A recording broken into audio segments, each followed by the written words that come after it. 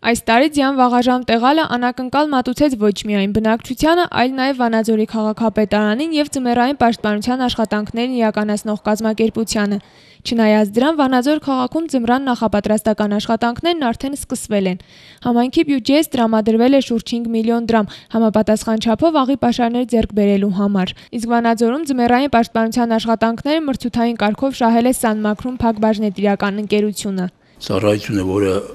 այդ աշխատանքները կատարում է կազմակերպությունը, բավականաչափ աղի պաշարներ ունի արդեն կուտակած շուրջ 45-50 տոննայի սահմաններում, որը լիովին բավարար է ձմեռային այս շրջանը անցկացնելու համար նորմալ ճանապարհային և հետագա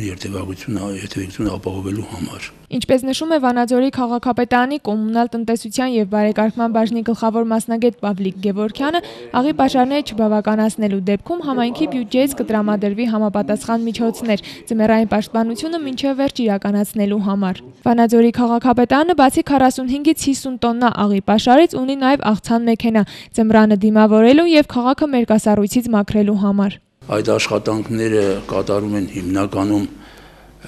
պարզ է բնականաբար քաղաքի կենտրոնական փողոցները առաջնահերթ կարգով,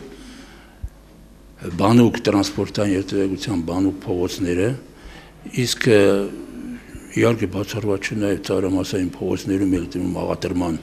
աշխատանքներ է կատարվում։ Ինչ վերաբերում է նախորդ տարիների ձմռան ընթացքում քաղաքի անցանելիությանը, վանաձորցիները նշում են. Նորմալ է ալում, ոչինչ, որ ասես 100%-ով անում են չէ։